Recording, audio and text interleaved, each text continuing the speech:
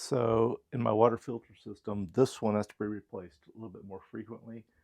And when our water stops tasting as good, usually starting here is a good idea.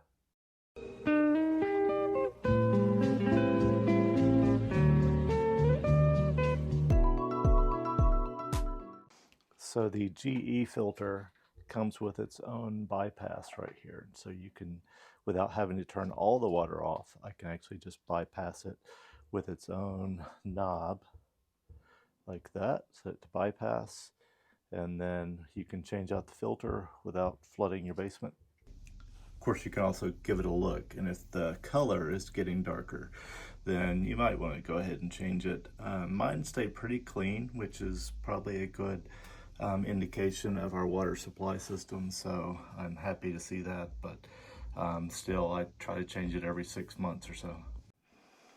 So what you'll need on hand is your replacement filter. You can get those online. I'll send the link below, but you can buy it at Home Depot or Lowe's as well. You will need your wrench. This has to be the exact one to fit it. You'll need a new ring to go on top and silicone for that. You'll need a couple of towels just because it's a wet job, and you'll need a bucket to catch the excess water. So we'll set these up below. Put my bucket in place under this. With the bucket in place, then you have a valve here which will let off the pressure. This will make the release easier.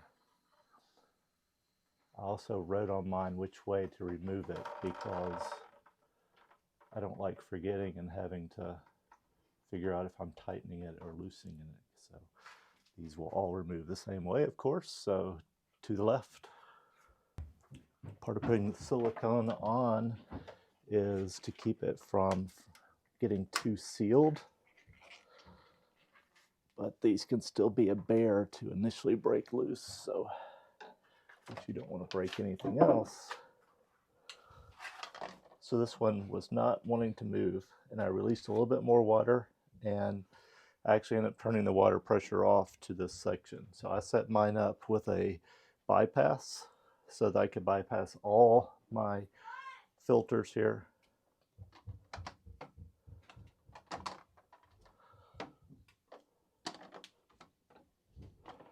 So I have 4 filters that lead up to my water softener, and each one, well, the first 3 are sediment filters, so we go from 30 microns to 20 microns to 5 microns.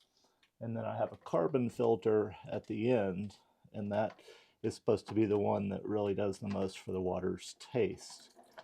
However, it could be my imagination, but I find that when this one starts to get clogged, the whole system doesn't taste as good. So these are heavy,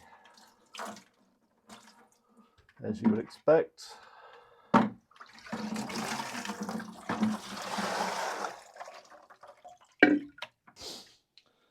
So then the ring just goes around the top, and it's probably a good idea to replace them every time. And when you do, you put new silicone on around the edge. So you can inspect them and make up your mind as to whether or not to replace it. If you don't think it needs it, you can save a buck, but is it worth it? Is it worth creating a leak if you have a bad seal ring for a buck? So get your correct grade of silicone. Should be food grade, so that if it does get in your water, it's okay. It won't kill you, supposedly. Maybe in California it kills you. And then make sure it gets all the way around your ring. Fit your new filter in there.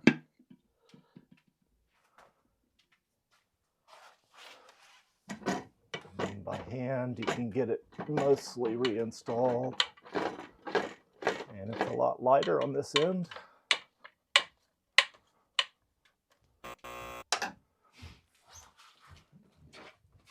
correct wrench, tighten it up adequately. You don't want to overdo it. Don't want to underdo it.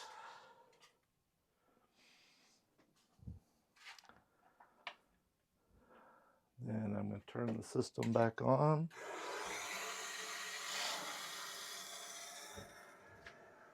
See it filling up with water there.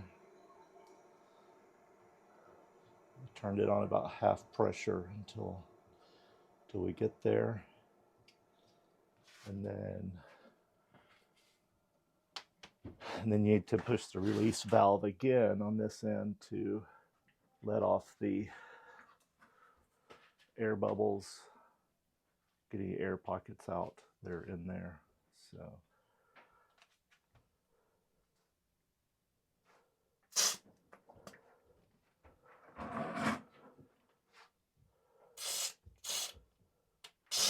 got my bucket down below still.